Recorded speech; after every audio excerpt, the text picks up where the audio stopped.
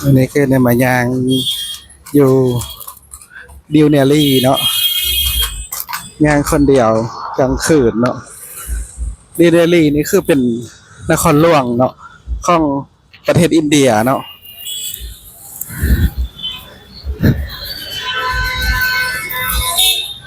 ยางกลางคืนก็สบายได้เนาะอากาศ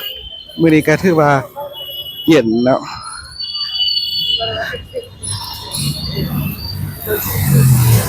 อากาศเย็นหลาย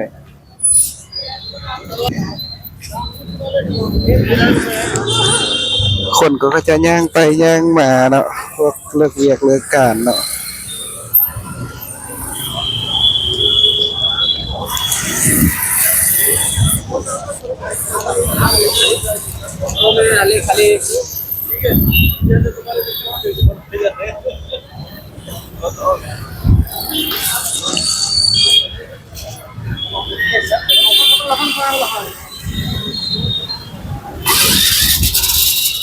นี่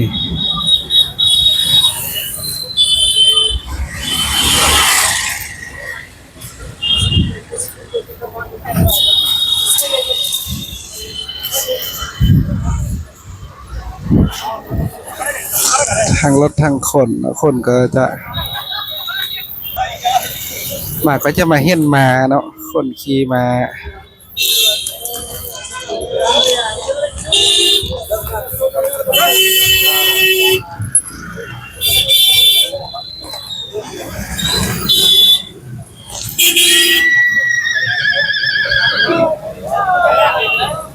มาข่าวเนาะ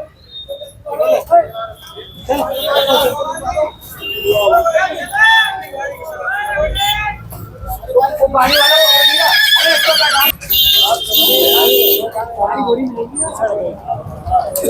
าเลยตัวใหญ่เนาะ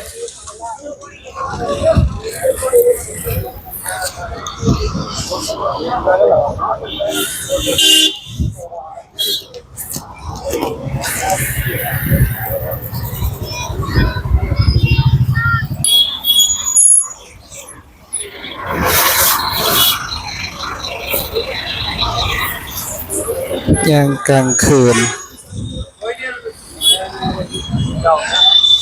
กับ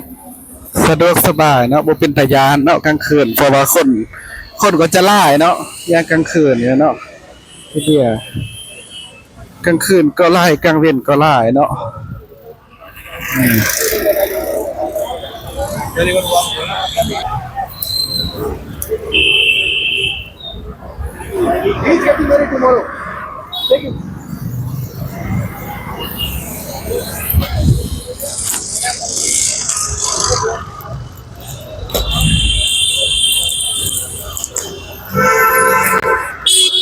อยู่อินเดียก็จะบีบแก่สลายเนาะจะบีบแก่แห้งสนั่นหวั่นไหวเนาะ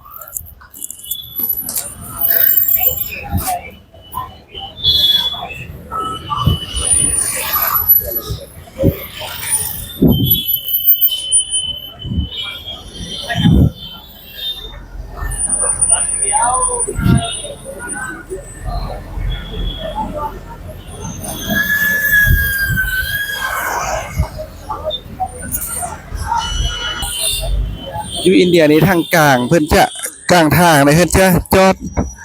หัวเหล็กใส่เนาะคันกลางเลยเนาะจงเป็นบอนวางสลายเที่ยวนครหลวงเลยเพิ่นจะเฮ็ดแบบนี้เนาะ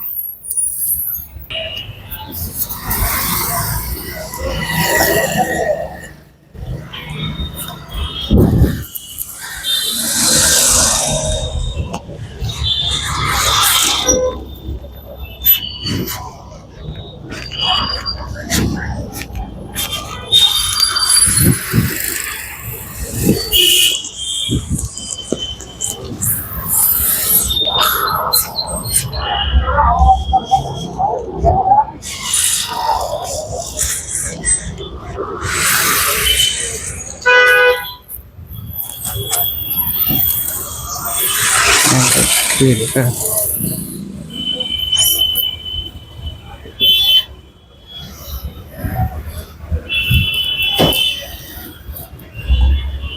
ก็จะมีร้านขายเครื่องเต็มเนาะซ่องข้างทางคนมาขายมากมายอาหาร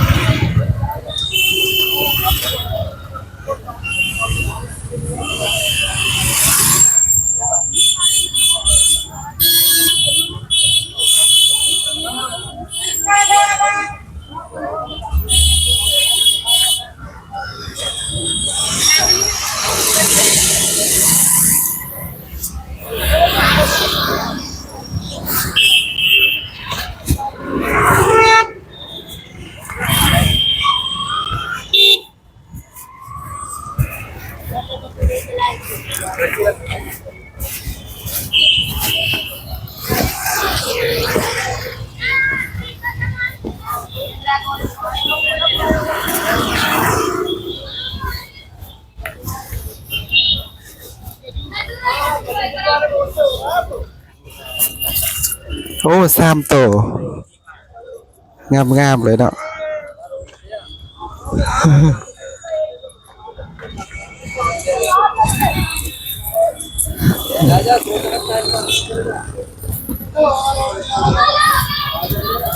ตัวสูงอ่ะแล้วก็ใหญ่